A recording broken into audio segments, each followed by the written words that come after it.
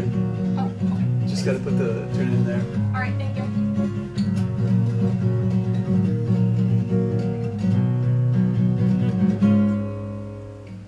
The moon up in sky, it is the silver coach that carries the poison princess inside my veins. Nightfall stretches across my livid camp skin.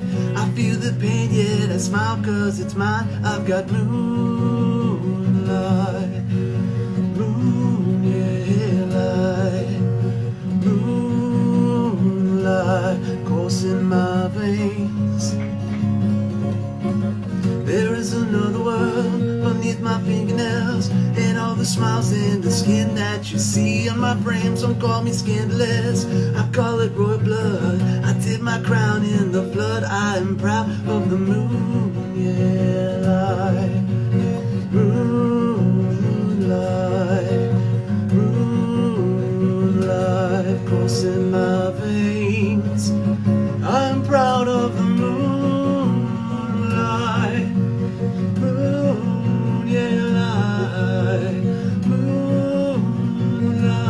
Coursing my veins, and it's coursing my veins.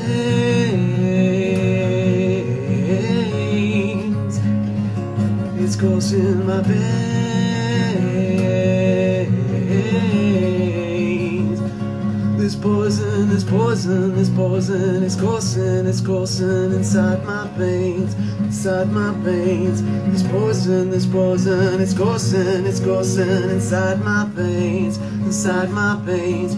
This ethereal poison, this fate's guided poison inside my veins, inside my veins. This poison, this poison, this ethereal poison inside my veins, inside my veins, my veins.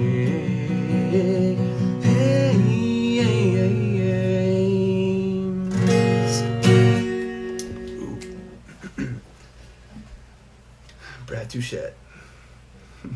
What's up, everybody? Happy Monday. Happy, what is today? The 5th or 6th? 6th? It's the 6th, says my phone.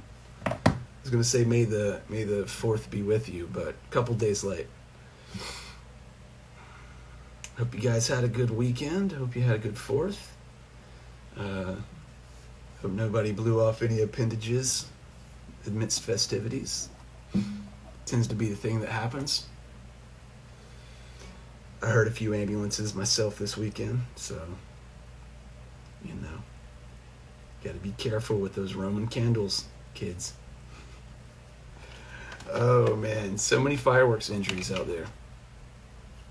I've been lucky. There's no reason I should have 10 fingers at this point in my life. For many reasons beyond fireworks, but fireworks is up there. Alright guys, thanks for joining. If you missed that, that was Moonlight Veins. I've played that one on here before, but I had a request for it today. Someone had missed it before, so I like playing that one. It's a good one, so yep, hope you enjoyed it. Somebody got hurt badly the other day. Tripped and scraped your elbow bad. Yeah, be careful, man. You gotta wear pads.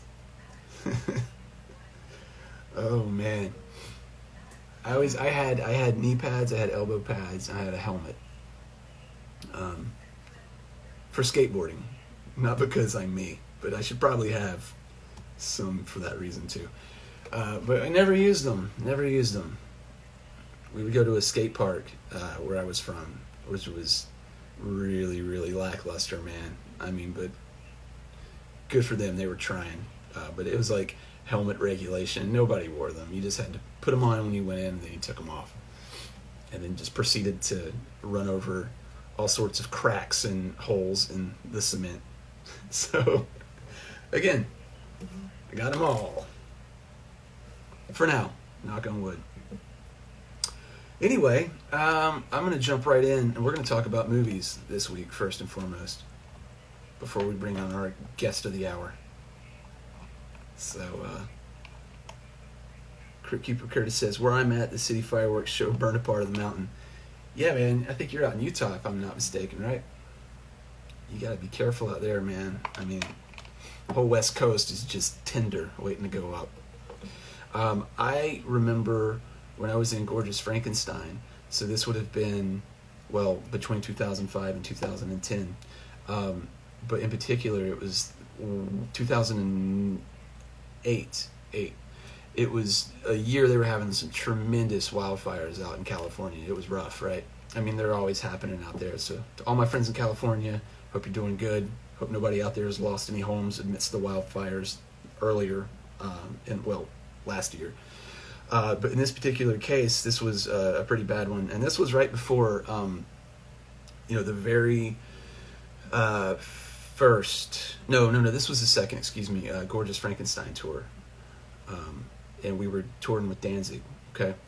And it was the 3 weeks of Halloween tour. And what we were doing was we were staying at Doyle's house, myself and Stripes, who was drumming for Blitzkid at the time. We were staying at Doyle's place up in the mountains. I don't know where he was, other than it was the same mountain that they used to film the TV show The Waltons. So that's where we were. And if it gives you any indication as to how remote it was, the gas station that was down there, I remember the first time I saw it, it had a sign that says, "Gas is back," with an exclamation point. So the gas station had no gas for a while. But anyway, what we were doing was we were traveling from wherever this was out in the mountains down to LA every other day, and we were doing rehearsals with Danzig at SIR Studios in LA. Shout out SIR. And the way that it would work was, this was when Todd Youth, rest in peace, was on guitar, and it was Steve Zing, shout out Steve Zing, and a guy named Carl Rockvist playing drums, shout out Carl Rockvist. And the way we had it set up was, these guys would rehearse without Danzig first, okay, and then Gorgeous Frankenstein would come in, and then we would do our set, and then Danzig would come in after our set, and then we would all hang out while Danzig rehearsed with his band. But the wildfires were so bad at that point, man. They were rough. Like, we could barely breathe. It was thick too. Just traveling down, I think it's Interstate 5. It was just a haze of smoke, so you got to be careful of those fireworks, man. I will say, though, I've had people ask me, they're like, what was your experience like working with Danzig? It was good, man. There were a couple of, instances that are funny, I guess I should say. But all in all, it was cool, man. He was really awesome and supportive of me being in the band. He was the one who actually filmed a couple of the music videos for Gorgeous Frankenstein at the same studio, at SIR Studios. And I remember in the bathroom, taking a leak one time, and he walked up next to me and started taking a leak too. It was so awkward.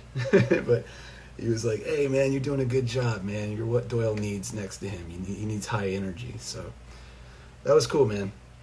I think I told you guys the tomato story, right? The bullshit red tomatoes. If you missed that, go back a few episodes, check it out. It's pretty funny. This was the tour that he broke his arm, and it was the very first show of the tour. We just finished these rehearsals, and it was the very first show of the tour. And it was Ram's Head Live, I believe it was, in Baltimore, Maryland. And it was probably about 5 or 6 songs into the set. I was standing on the side of the stage with Doyle and his wife at the time, George, and we were watching the Danzig set, and it was all going swimmingly. And then he kind of did one of his moves where he ran to the front of the stage and knelt down, but he rolled over the cable snake, and he kept going, and we just saw the bottom of his feet, you know what I mean, like this, and then he just disappeared. And the band kept playing, but nobody saw Danzig. And it felt like forever, right? But eventually you see him scramble up, and the bouncers had him, and they were trying to get him back on stage. And I guess what had happened in the process was he dislocated his shoulder. Yeah, that's what happened. He didn't break his arm, he dislocated his shoulder.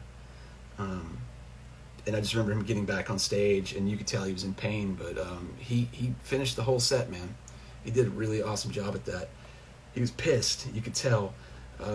they were doing How the Gods Kill, and when, you know, he finished the song, and when the song ended, you know, he walked off stage, and I remember we saw him coming towards the side of the stage, and we were kind of in the space between the runner and the wall. We saw him coming, man, and we just Blair Witched it. We were just like facing the wall, like trying not to, you know, to be invisible. And he kicked the door open, and it was kind of like going off in the hallway, you know, rightly so. He was in pain. But he came back out and finished the whole set, man. So kudos to Danzig for that, man.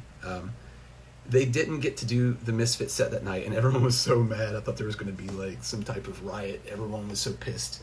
This was at the time when, you know, Doyle was doing a couple of Misfit songs with Glenn at the end of the night, every night, and that didn't happen. But I just remember Doyle looking at me and going, "Tour's over."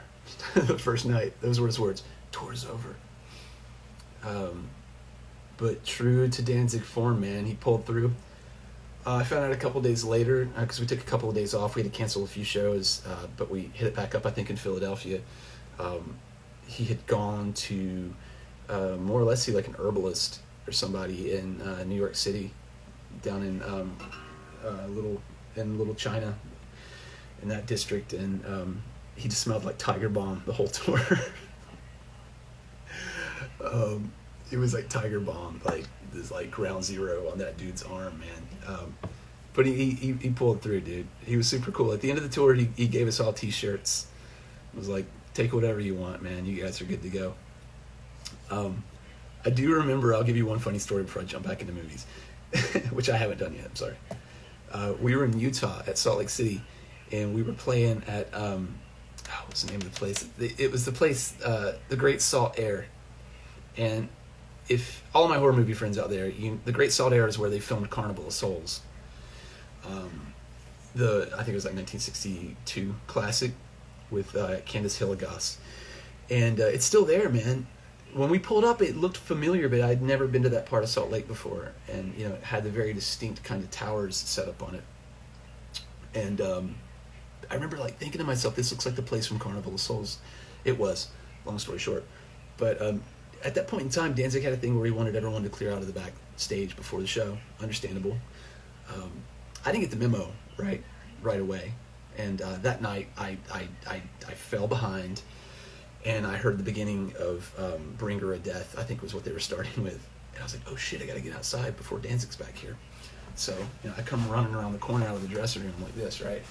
I'm like, and I see him, and I freeze, and then I go, and then I start doing this. I'm doing one of those, right? I'm like, God, I hope he doesn't come back here.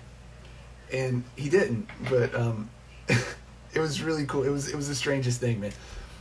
He had one good arm, right? So this arm's in the sling. He was in front of a breaker box, you know, like for switches.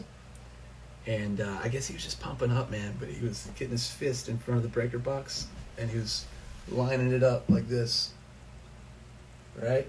He'd touch it and line it up. So like 1-inch punch. And I guess the point in time for him to go on stage came, and kablooey, right to the breaker box, and the door is like doing this. And I'm like this. So yeah, there you go. Some interesting little stories, man. I have many more, but maybe some other time. Yeah, someone said they had tickets to the Worcester gig that got canceled. Yeah, man, that's exactly what happened. So anyway, hello everybody. We got some people from Russia here. We got some people from Argentina. Okay, guys, so last week, man, I was telling you about a movie called Six String Samurai. So I hope you guys watched that movie and enjoyed it as much as I like it. So if you did, let me know in the comments. Let me know if you saw it. Let me know what you thought of it. Give me your rating of the movie. And I'll passively wait here.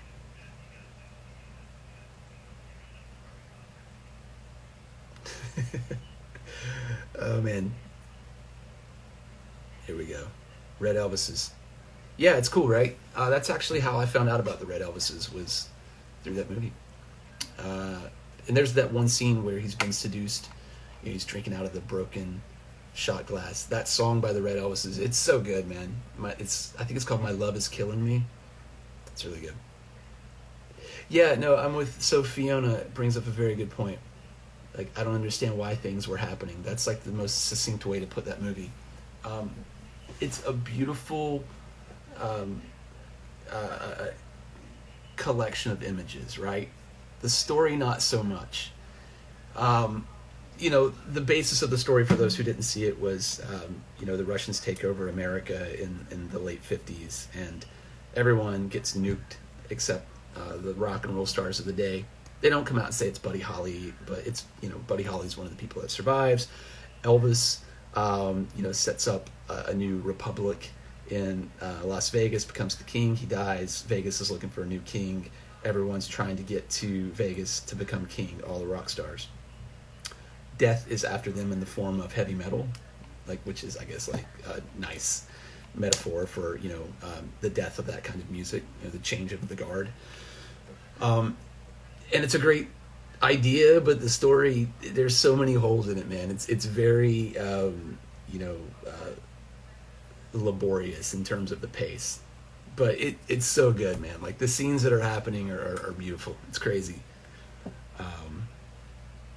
Some of the explosions were so random in the fighting scenes. Yes, exactly. There's so many weird things, like when he's fighting the bowlers, the guys, the kingpins or whatever they were called.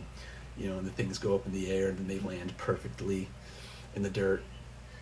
But the fight scenes, man, did you guys see the fight scenes? They were amazing. It's one thing if it's oh, yeah, it's Buddy Holly and he knows Kung Fu, but this dude knew Kung Fu. It was really cool to see that, man. So yeah, I think I know who I'm going as for Halloween. I've been talking about it for a long time, but I think I'm going to go as, post-apocalyptic Buddy Holly this year with my tattered umbrella and my 6-string, duct tape a nice Dollar Tree sword to the back of this somewhere. I'll be good to go.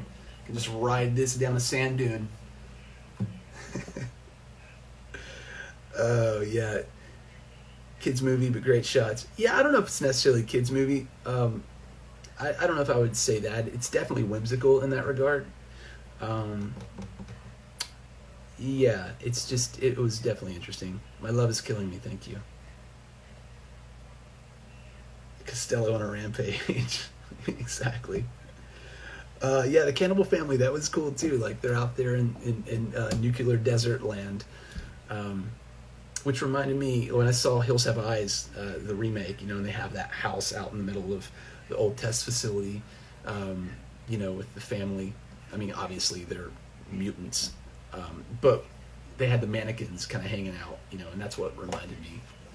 That's what that movie reminded me of when I saw that scene. So, the thing about that movie though, I should have warned you guys, is the kid.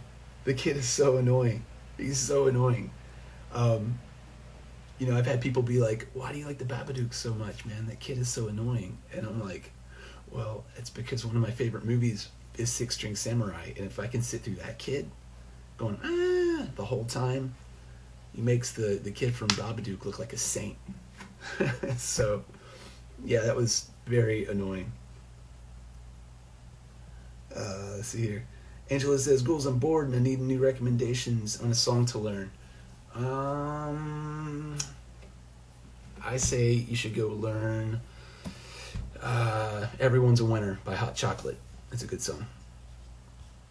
The fight scenes were entertaining. I mean, they were meant to be, Drop so many guitars on the ground. I know, totally. Exactly, man. He's riding that Gretsch down a sand dune and I'm like this the whole time. Oh, that kid's screams were terrible. I know. I look back on it and I'm just it gets harder and harder to watch. But he handles it well, right? I mean, that's the whole point. It's the yin and yang. Buddy Holly is he's the yin in this case. He's the very passive. The kid's the yang. That's why they come together and make such a good team, in my opinion. If you can sit through a 60s Godzilla movie or a Gamera, you can sit through any movie with an annoying kid. That's true, man. I love Toho films. Particularly my favorite one's War of the Gargantuas. I love that one. I also love Frankenstein Conquers the World, which is a giant 70-foot Frankenstein going on a rampage, fighting a real octopus. But yeah, man, there are times where you just kind of have to take a break and come back to them. So the movie we're talking about is Six String Samurai. That was the movie last week. So catch up on it this week. It'll be worth your time, I promise. Angela Draken says, good call. Yo, I'm serious, man. Like, I love hot chocolate. Like, I like hot chocolate too, like Swiss Miss, but the band, it's a really good band. If you really look at those guys, I mean, they kind of fall into the whole, 70s, just like kind of generic paradigm of funkadelic rock. But when you watch, just check it out. Go on YouTube and watch Hot Chocolate, Everyone's a Winner. Watch the guitar player. Like, he's got this crazy synthesizer deal, fuzz sort of deal running through his guitar. It's really cool. Good riff. And they're good for that with all their songs, I believe, in my opinion. So, all right. So, let's see here. Catching up on some questions before we move on. I think I got everyone here. So what we're going to do here, guys, we're going to have a guest with us tonight. We're going to be bringing on my friend Sam FURST. Sam is a good friend of mine from a company called Monsters Are Good. Does a lot of really awesome artwork. He's done artwork for me. He's done artwork for Blitzkid. He's done artwork for our friends Damnation. Shout out Damnation. Shadow Windhawk. Shout out Shadow. A lot of good bands. He also works in conjunction with Trick or Treat Studios. Does a lot of work for those guys. A lot of graphic art, graphic design. I usually get the chance to see Sam whenever I'm up in Massachusetts, hanging out with my friend Brad at the tattoo shop. Haven't seen his beautiful face in a while, so we're gonna hop on here and talk a little bit, talk about art, talk about monsters. Sam's got a really good grasp on horror movies, and we nerd out quite a bit, so we're gonna bring him on. So hang tight. Let's see here. All right, Sam. Let's see if I can find you, my man. Here you go. Here you go. And guys, if you have any questions, anything like that, hit him up. What's up, my man? How's it going, dude? I'm good. Look, here we are. Yeah. Look, we're all framed up nice and pretty. I'm a professional. What are you doing? You should see me on TV on here. Oh my God. It's the Three Stooges with just two of us. The last time we were on, it was straight up like his face was like this big, and I'm over here, and it's just not lining up at all. Well, at this point, I'm also like Zoom calls, constantly. I'm WebEx, Zoom, Skype, like it's my entire day. So yeah, I know how to get prepared. Yeah, you just kind of know where you're going to fit into the matrix. Yeah. That's it, man. Are you in your dungeon? Where are you at right now? I am in my my home office, collection of stuff. Yeah, man. So you can see I'll pan up a little bit here. Yeah, I see it, man. That one up there that you have, we'll come back to in a second. There's your Ghostbusters. Oh my God, have you got the pants yet? I want to know if you got the pants. I haven't gotten the glow in the dark pants yet. So we should fill everyone in out there on what is going on in Ghostbusters world in terms of merchandising.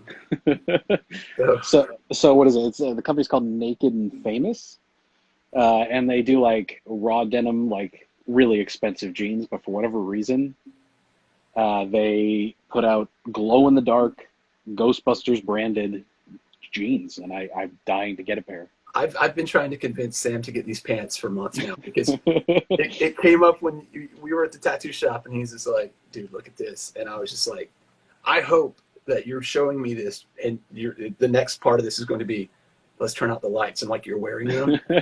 Well, it came about because you were telling that awesome story about being a kid with the tan colored pants. Oh God, I should tell everyone that story. I forgot about that. Oh my God.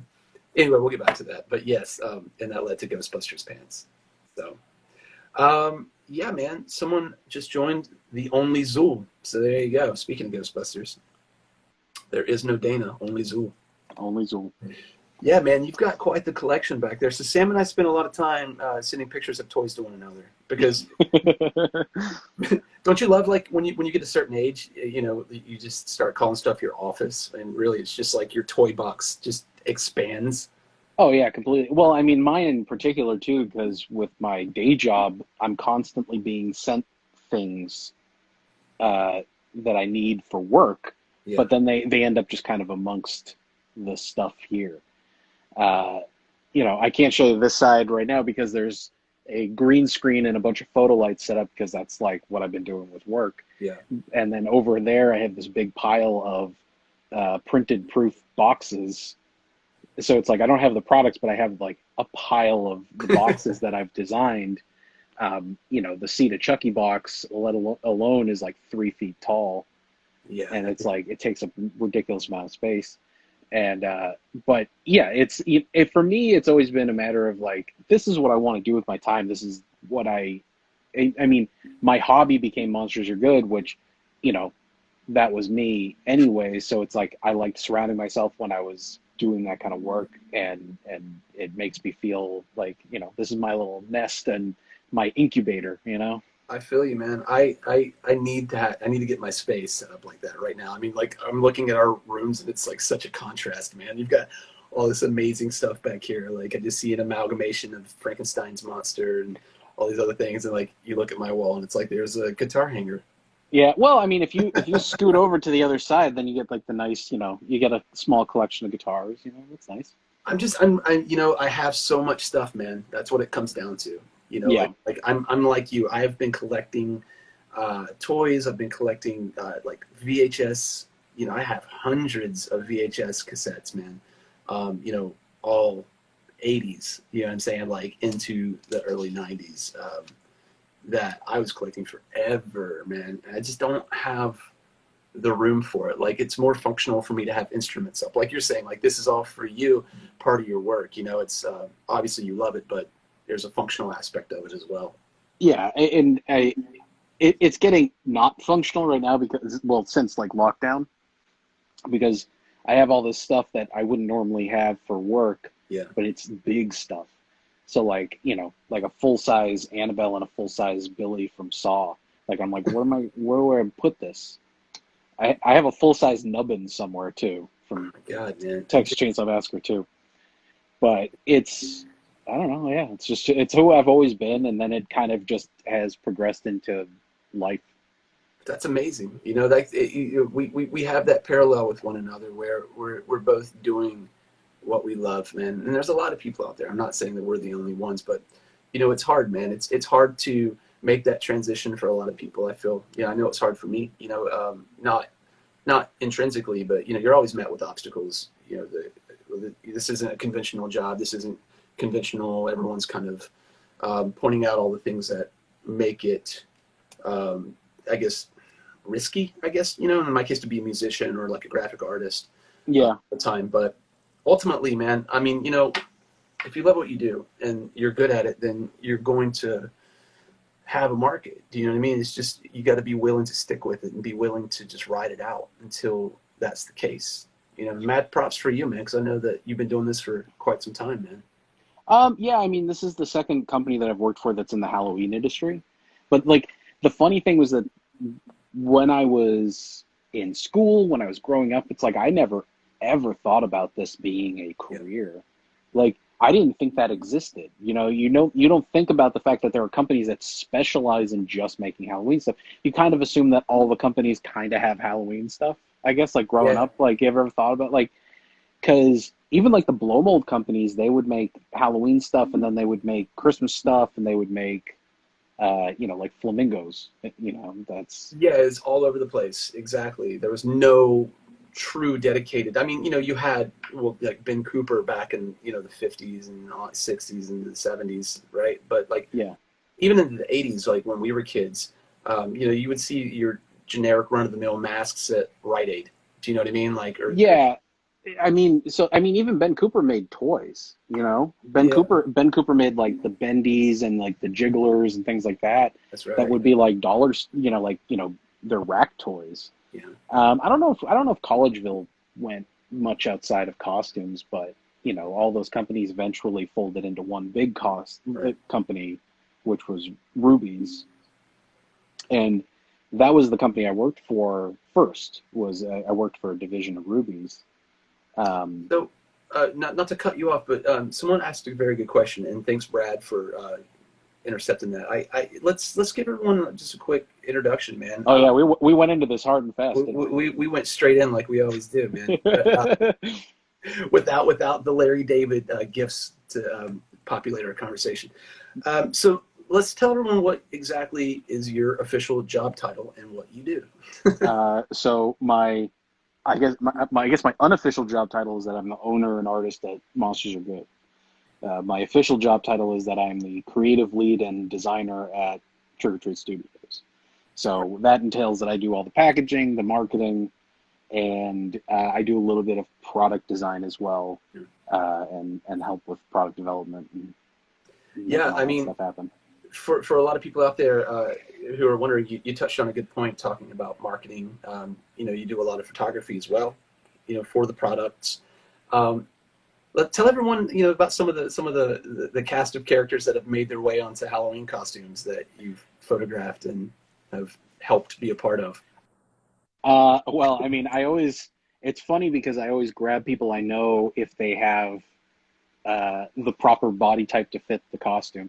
Right. So all the boys from Damnation, Brad, Isaac, and Benny have all made appearances as various characters, including Samuel Loomis, Michael Myers, Freddy, and then a cast of characters from the like some of the Rob Zombie movies.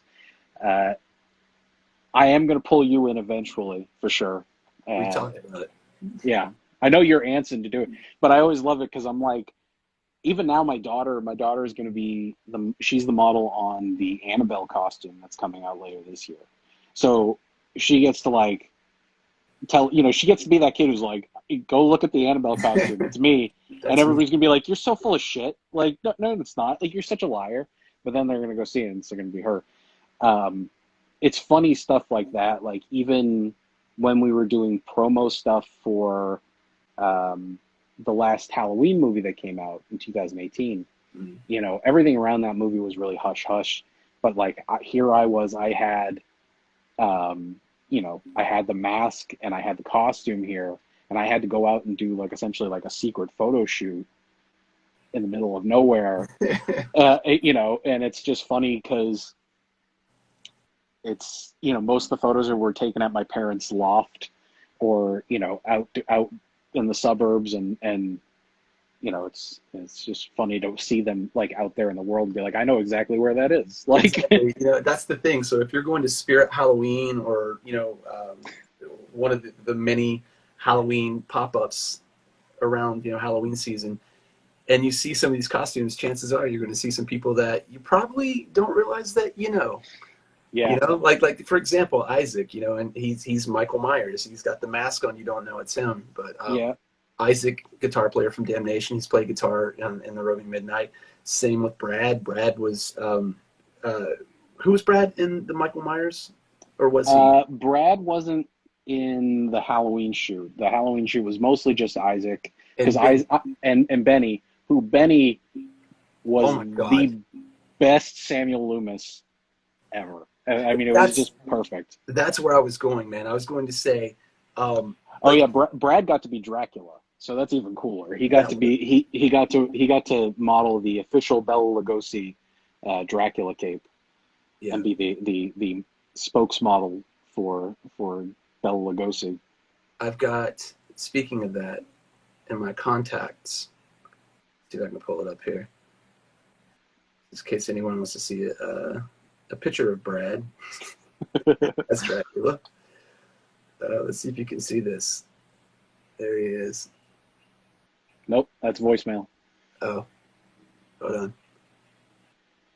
There he is. Dun, dun, dun. Nice. No, that's awesome, man. Benny looks incredible as Dr. Loomis. I mean, here's the thing. You know, if someone's behind a mask like Michael Myers, you don't know who it is, right? And it could be anyone. But honestly, I probably would have looked he looked so much like Dr. Loomis, I probably would have looked at it and not even realized it was Benny. And for everyone wondering, Benny, drummer from Damnation, and he's also he's the drummer for Blitzkid on the upcoming Escape the Grave tour that we have planned at some point. So it's just great to see, man. You know, you're talking about Dracula and the Cape. Just, I guess, if you don't mind, man, telling everyone some of the licenses that you guys officially work with, because there's some pretty cool stuff out there that you. I mean, there's not a lot that we don't do at this point. I mean, except for like maybe like the big major hitters like Marvel and Star Wars, like those we're not there yet. But yeah. I mean, Universal Monsters, Halloween, Child's Play, Texas Chainsaw Massacre, Walking Dead, Nightmare on Elm Street. I mean, we do the band Ghost. We do Iron Maiden, which is one of my favorites that we do. Yeah. And I mean, a ton of other stuff like that doesn't even like come close. I mean, it's like, you know, we have tons and tons of stuff. Some of the cooler stuff is like some of the weirder stuff. Like we have Beast of Blood. You know, like fringe stuff. Yeah. Yeah, I mean, because Justin, the co-founder and art director of the company, like he's you know, a monster kid like you and me. Like he did this specifically as a hobby. Like he didn't think anything of it. He's been making masks since he was like 13 years old, and he's now in his 40s, and you know, he's not stopping. Like. Yeah, I mean, it's great, dude. Like, what is going on, you know, with that studio? I love seeing the stuff coming out. Every time the product catalogs are out, you know, you've shown me some stuff in the past, you know, just everything that comes out, man. And what I love about it is the attention to detail. You know, whereas, you know, you can find so many companies will do like a Halloween mask or a Halloween costume, you know, even if it's not officially licensed. But, you know, you guys could just stop with a mask, but for example, you know, you have all the different incarnations of Michael Myers. Like as a kid, you have, you know, that mask. You have all the little devices, all the little nuances that go along with that character. That, you know, I'm a detail-oriented person. You know, I love detail. I love that sort of thing. So it's always fun for me to see you guys do a costume, you know, or an official line, and see how much you guys really put into it.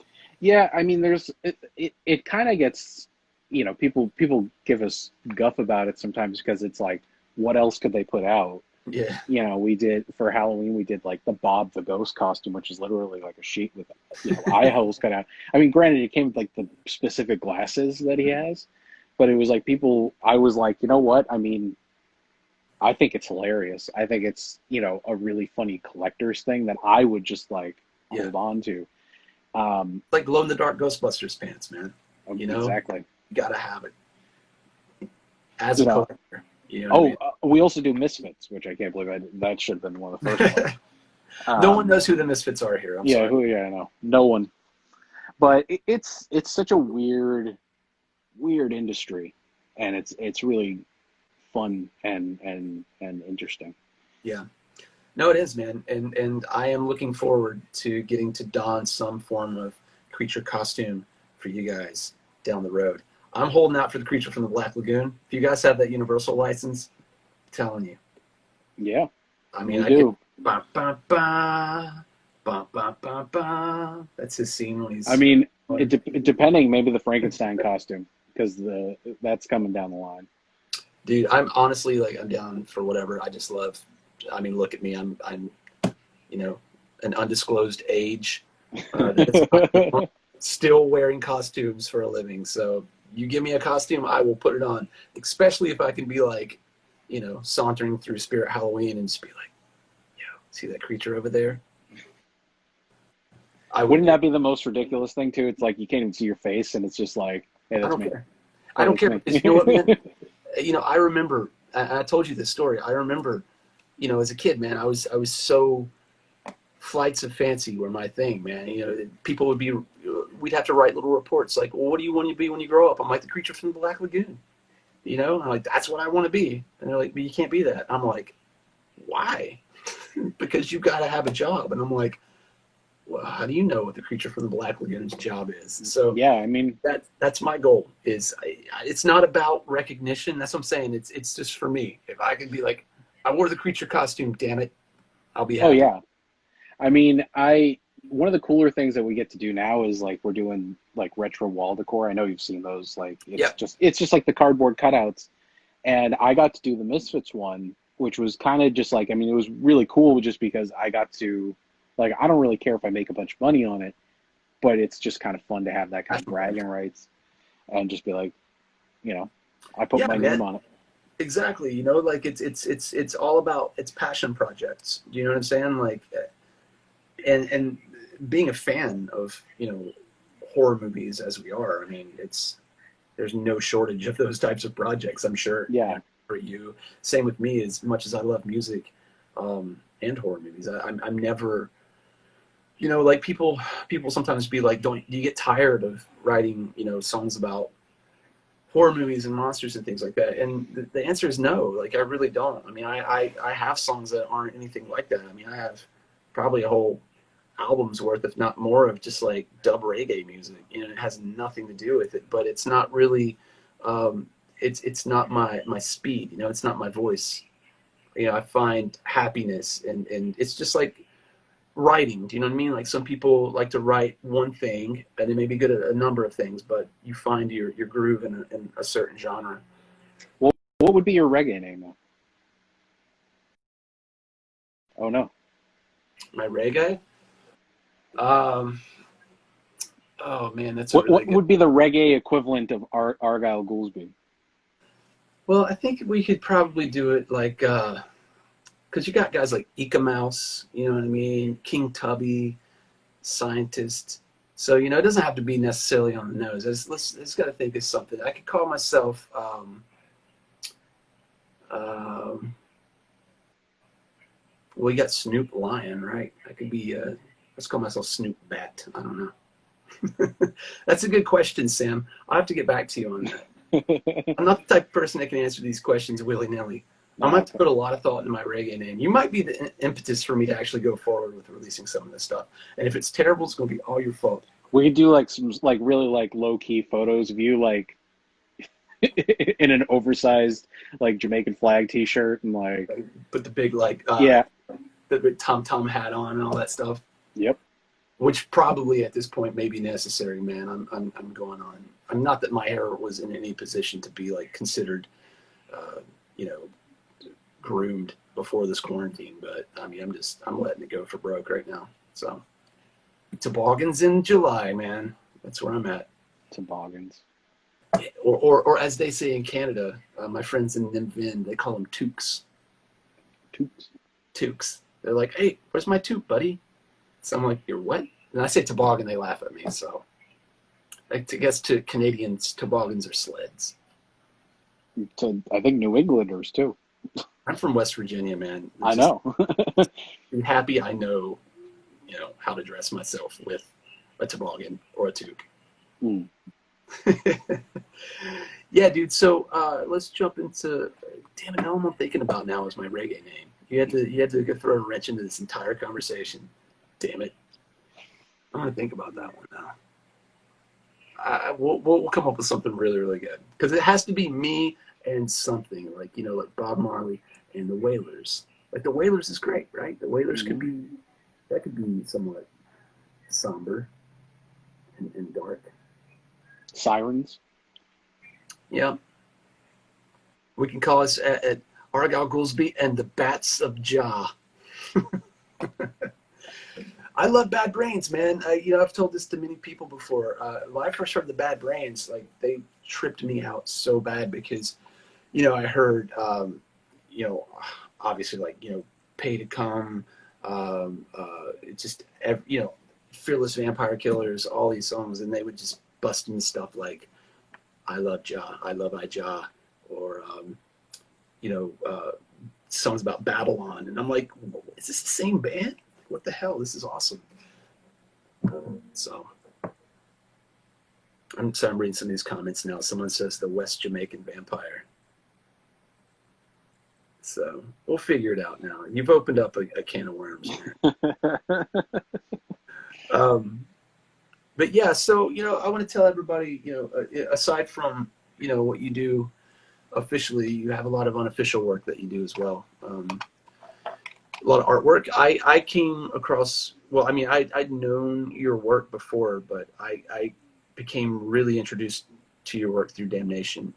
You've done a lot of work for those guys, and I remember, obviously just talking to Brad and being like, who does this stuff? Because it's, it's always a step up, man, in my opinion. And I'm not kissing ass. It's just, like I dabble in graphic arts. I work on a lot of my own stuff in terms of design. So, I have that kind of like eye that, for that, like I'm looking for certain things when I look at art. And I've always liked that about yours. It's very like, solid and colorful too. That's what I like, a lot of high contrast and do a lot of stuff with textures and halftone patterns and things like that, which I know we've talked about the mummy shirt, Oh yeah. which we can tell everybody that story in a minute. But yeah, man, what got you kind of into the whole, I guess, direction that you got into with the art that you do in Monsters Are Good? So the way I started, Monsters Are Good started, like I had graduated college. I did get my design degree, but like I had graduated college and there was no jobs anywhere. Yeah. And thankfully I had a extraordinarily supportive wife who was like, you should just do your own thing. You have all this time. It's stupid to waste it. Don't just sit around. Yeah. So I started doing it, and the more I started thinking about it, I'm like, well, who the hell am I? And what do I like? And what things drive me?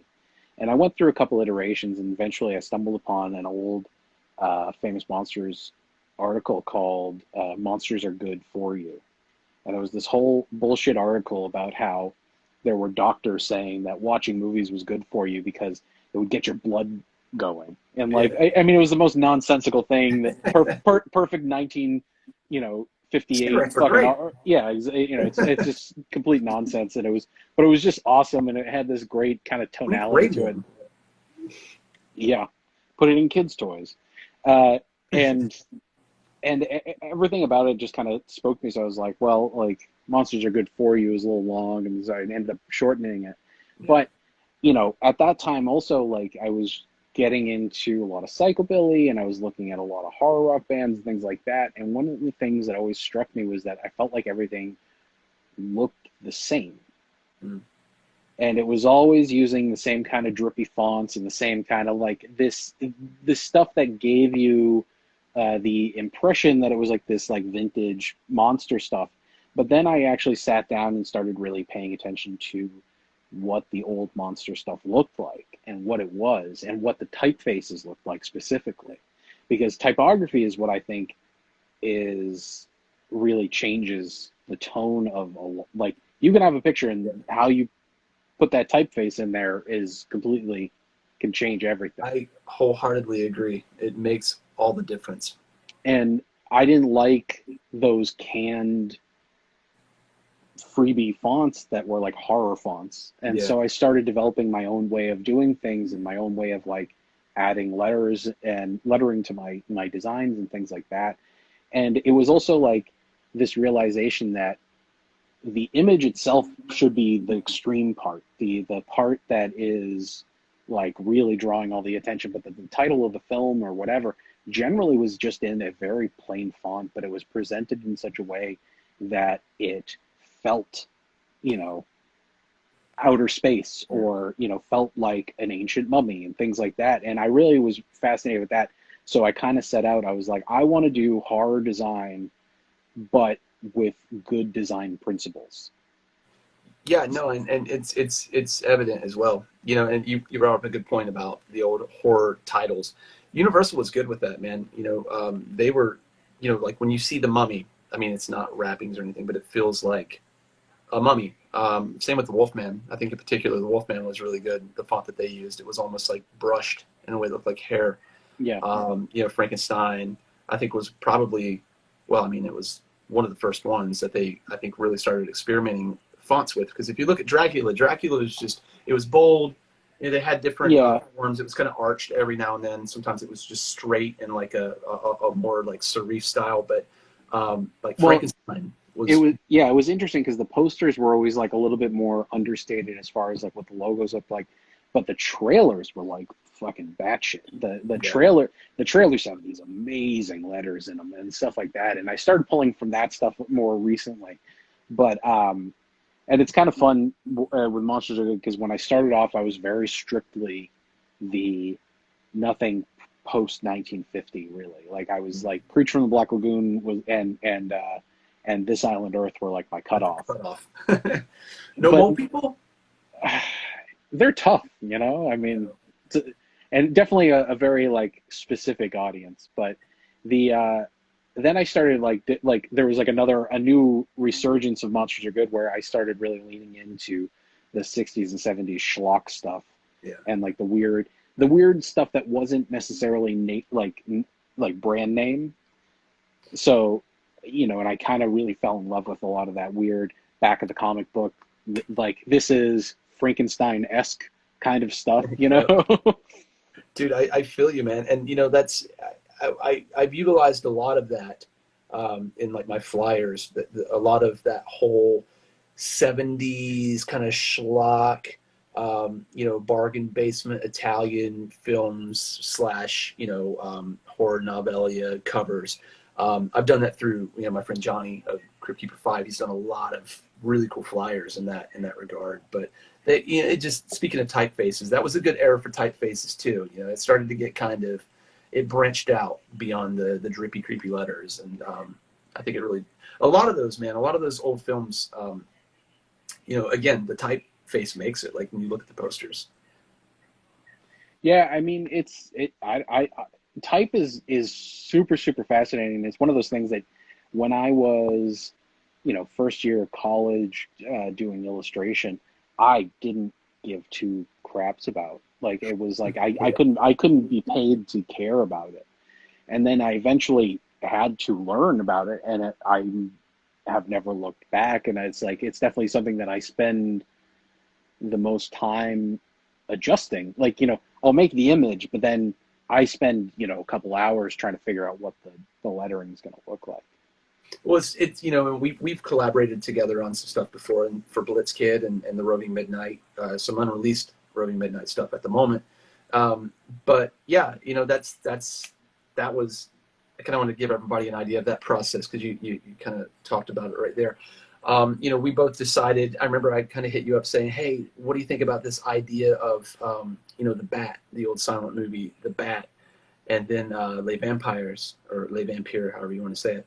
And I remember you sending that to me, right? And like, there was just a couple of things that we needed tweaked, and you know, it was just literally a matter of two, I think, conversations, and it was just like locked right in, man.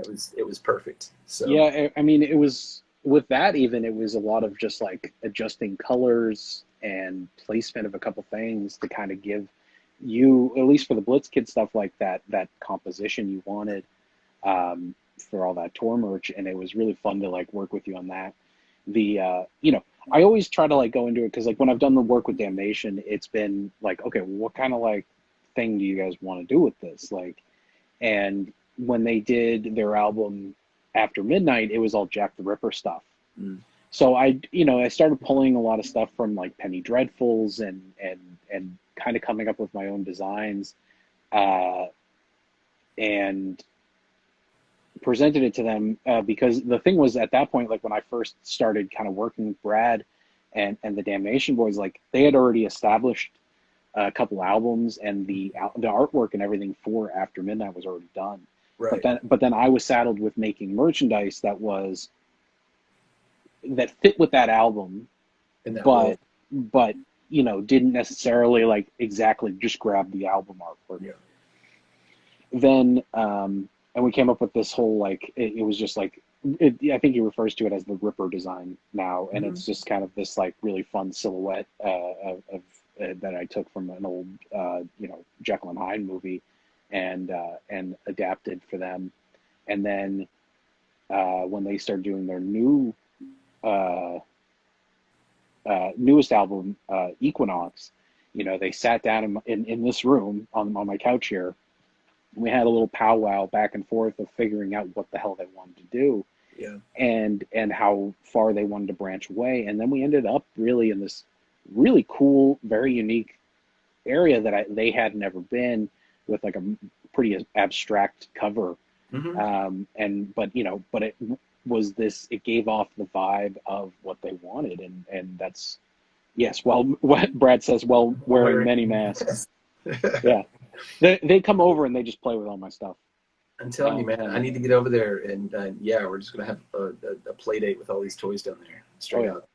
These toys don't, no. Those ones don't get touched. Yeah, well, you can't have eyes in the back of your head. So, hey, Sam, we'll go over there. You'd be surprised. That Franken bobblehead. You wait, buddy. That's the bubble bath bottle. Oh, okay. From 1960s. Yeah, dude. Look at you. Speaking of monster toys, did you? Well, you showed me the Mezco Nosferatu, the one that's coming out. Brad is saying the Seinfeld episode where they get the girl drunk and to play with the toys that she inherited. Oh, he's so true. It's so right, man. That's it.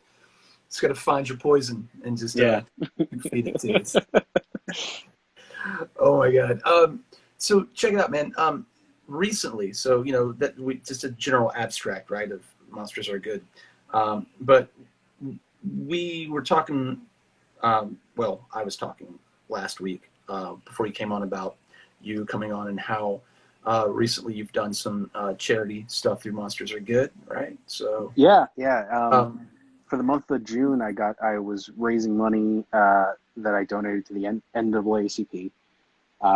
We donated a little over $2,500 by the end of the month, which was pretty cool. But so some of the merch that people are getting right now. And you have this available right now. And these are glow in the dark. Actually, I'm sold out of the patches. The patches, okay. Yeah, and are you really sold out? Because I need one. I have like 4 that haven't been accounted for. That I had to, because I had somebody buy 20 of them the other day, which was great. It was like last minute they bought 20 of them, and I was like, holy crap! But I did the patches, I did pins, and I did a small run of shirts. And the shirts actually are arriving tomorrow, and Cool. going to be, shipping them all out as soon as I can. And there should be a restock. Probably, like, I'm going to restock my whole website by the end of the week with stuff that's coming in tomorrow, and then the Against Racism pins, which glow in the dark too, are they glow quite luminescent. Well, let me see. They are very, very glowy. Whatever it is, yeah. And it's 2 different kinds of color glow, which is nice. Yeah. So the pins I'm currently out of. I may have a few extra after I do everything, but they are going to be available from Count Orlocks in Salem. Yeah, he'll have them up on his site probably in the next week or so. Not to cut you off, I'm sorry. Oh, yeah. I have 1 minute and 48 seconds before they cut us off, so we'll come back and talk a little bit more. But in the meantime, before we pick up the conversation, someone was asking, is there any way that they're available in Canada, or are you just U.S. buyers? So as of right now, I have to figure out the shipping rates to Canada, and the biggest problem is, like, for a pin, it's like the shipping ends up being the same price as the pin, so it ends up being like $20 just for a pin, and I feel really terrible doing that. Yeah, it's the same for CDs, man. It'll cost me $14 on average to send a CD to anywhere in the European Union, which is just like ridiculous. Do you know what I'm saying? Yeah. And I mean, I've had a bunch of people asking, and that's kind of why I'm also holding back some of the pins before I put them up on the site, is that I want to be sure to have the proper postage and the customs all figured out. And I've just been so unbelievably bogged down with day job stuff, and then also while trying to get out all the packages that I have to get out in the next couple of weeks. And it's a laborious process indeed. Yeah. And that's the thing. I mean, but that's what's cool about it is, you know, it goes back to what we were saying earlier. It's a, you know, you love what you do, you know. Oh yeah. I sat in this room and have boxed up vinyls until my fingers bled. And it's like sometimes for days on end just to get them out. But that's part of it, man. You know, that's why we do it. So, all right, check it out. 16 seconds. So I'm going to go ahead and end this. I'll invite you back on. We'll talk a little bit more and we'll go from there. All right. Awesome.